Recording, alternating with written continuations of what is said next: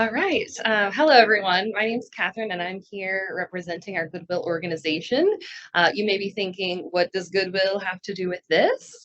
So, our role in this conversation is about supporting digital inclusion through workforce development efforts.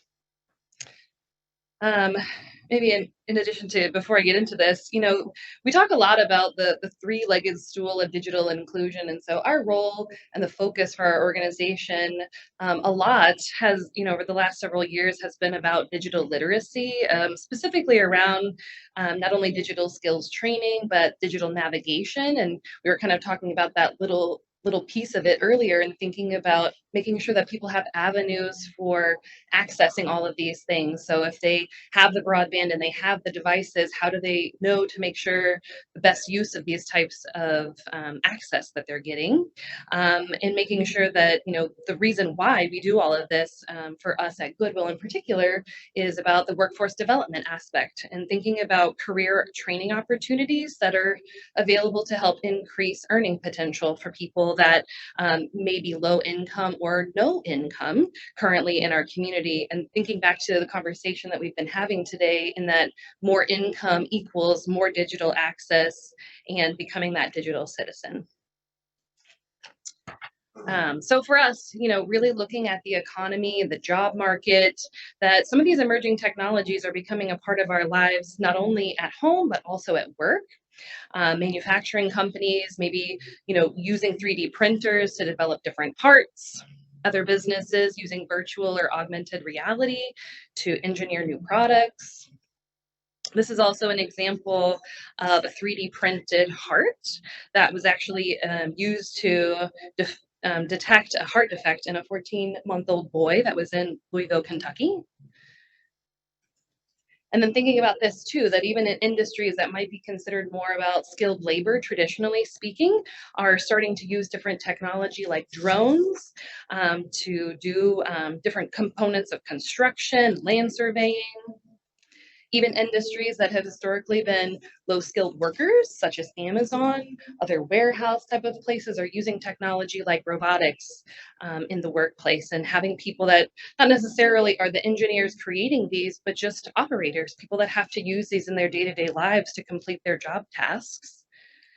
Here locally, this is an example of a manufacturing company in Liberty, Missouri, that is utilizing industrial robots that are being operated by people, everyday people in a manufacturing environment that are creating GM and Chevy car parts here locally. And so for us, it's really been, starting to think more about how have these emerging technologies changed the landscape of the workforce, not just nationally or globally, but here in the Kansas City metro region.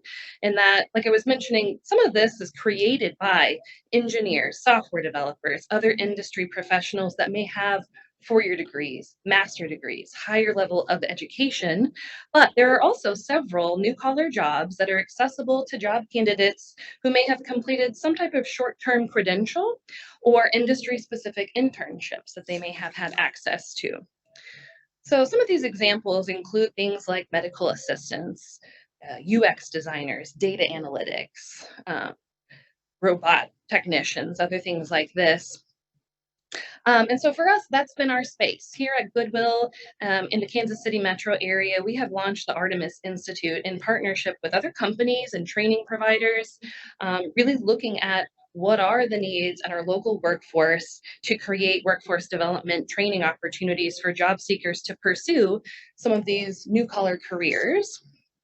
Some examples of this include the Grow with Google partnership, where we have scholarships that we're giving out to local job seekers to complete online training certificates and things like IT support, IT automation with Python, data analytics, project management, and UX design. Another example is partnering with the IBM Skills Build platform for job seekers. And this is another online resource for individuals that are wanting to complete industry recognized digital badges and things like cybersecurity, data analytics, project management, UX design, Linux. And then also through Facebook, Meta, also social media marketing certificates that are also available. But what we've also found is that there are many people that, even though there are all of these amazing, great resources for digital education to get into great career pathways that don't require 2 or 4 year degrees, and these short term certifications could not only give them a leg up, but could gain access to great paying jobs, some of which could be life changing for people living in poverty or in low income jobs, that there's still so many people that, given the opportunity, given a scholarship to access some of these online training resources, that they still can't do it. Could be for a number of reasons, could be because of lack of access to reliable and consistent internet or devices where they live. They may be in a transitional living situation. They may have just come out of incarceration without having any knowledge of any of this, or any other combination of events that could have led them to where they are today. And so one of these avenues that we're trying to break down the cycle of people not being able to access that because of lack of, prior knowledge, prior experience, is starting to offer a prep course. This is our Bridge to Technology course that is really set up for job seekers so that they can continue to walk the pathway of understanding what is the fourth industrial revolution and Industry 4.0. What are these emerging technologies? How does this translate to the workforce, specifically around those new collar jobs and industries that, like I was saying, don't require traditional 4 or 2 year education, and that some of these opportunities to get access to pathways for substantial increase in income may come from short-term certifications, but that they're still needing to boost their skills to even be ready for those types of programs. Adults who've been in the workforce, maybe in other industries that haven't had to tap into math or algebra, things like that, that people may have had the skills, but it's been too long since utilizing them. How do we start to get to a pathway of pre-launching, getting them ready, and making sure that they have freshened up on their skills to get ready for that? So within this Bridge to Technology course, we cover things not only around digital skills and making sure that they know how to navigate the use of a computer, but also doing some academic remediation in both math and reading, introduction to Industry 4.0, what is the fourth industrial revolution, and what are some of the emerging technologies that have been coming out of that. In addition to 21st century skills, or some people call them soft skills, or other essential skills that are just dynamic and needed in all industries to make sure that people are successful, as well as the career exploration component. Many people hear these buzzwords: project management, data analytics, even cybersecurity, and there's still some mystification of what is that? What is the job? What does the day-to-day look like? So that people can start to discover what are their skill sets and how can they start to explore some of these careers that they might be interested in, while simultaneously also doing some wraparound supports. That there's still work that needs to be done on an individual level basis, so that we're talking about everything that's holistic about the person in their life, to include things like, what is their housing stability situation? What about transportation? What about food and clothing, and some of these basic essentials that are still needed before we can even talk about the rest of these job training opportunities. But still, there are individuals, like I was saying as well, that maybe are still walking in the door and have, in some cases, although maybe hard to believe, have never touched a computer before. And you may be thinking, no, definitely not happening. It's 2022. Everyone has at least had some exposure, but I'm here to tell you that that is not the case, that there are still many people living in our very community here in the Kansas City Metro who have never touched a computer, much less a smartphone. And we're starting at the basics still. So we have Laura here today, who is one of our digital inclusion instructors, and her beautiful photo up here. And so part of this, the navigation piece of the digital skills training is even just sitting down one-on-one with people to say, this is how you turn this on. This is the internet for the very first time. Check it out. So we offer some digital skills training in 1-hour modules to include things like the basics of computers, internet.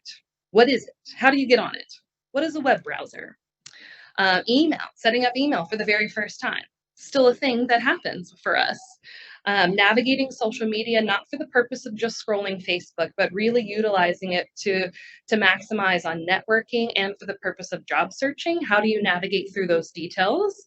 And then more specific about applications. We have classes on Word, Excel, PowerPoint, the difference between a Mac and a PC computer, and even things like Google Docs, so that people can start to think about how are these important for me to know, not just for the purpose of knowing, but to help with looking for employment, updating resumes, other things that are critical as a piece of just gaining access to jobs of any kind.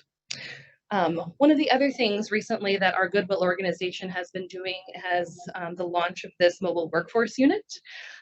This is a Winnebago RV that has been retrofitted to have an interior classroom set up.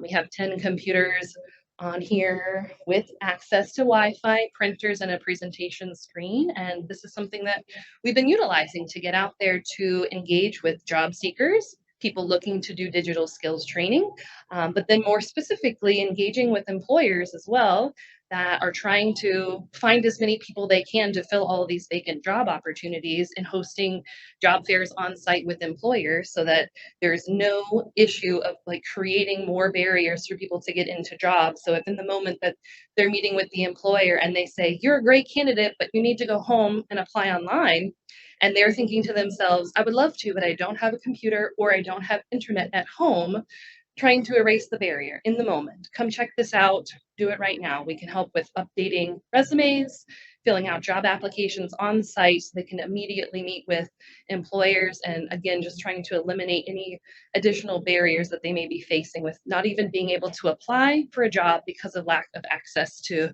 computers. So although all of these opportunities are available through Goodwill and the network of other partners that we interact with, there's still more resources needed to bridge this digital divide. That without consistent and reliable access to internet or a device, that none of these opportunities would really be available for the people that we interact with on a daily basis. So in the last 9 months, we've really been trying to focus in on what are the gaps, what are people experiencing, and so of about 450 job seekers that we've specifically been interacting with to ask questions about access to devices and the internet, we were able to determine that 73% stated that they still do not have regular access to a device at home. Of that same group, about 75% stated that they did not have consistent access to internet, including Wi-Fi. And of those individuals that stated that they did have access to a device, about 65% only have access to a smartphone. And while still good, many of these opportunities that we've been talking about today around, online courses, things of that nature, is not very conducive to attending an online credential training program if you're having to look at a device that, is only a couple inches big. And then lastly, of these same individuals who stated that they did have access to internet, 62% of them said that it was through hotspot only. So with that, there's certainly more work to be done, but we just wanted to come out here today to talk with you a little bit about the work that we're doing. And like I said, there's still more work to be done, and we're looking forward to continuing additional partnerships to make that happen. Thank you very much.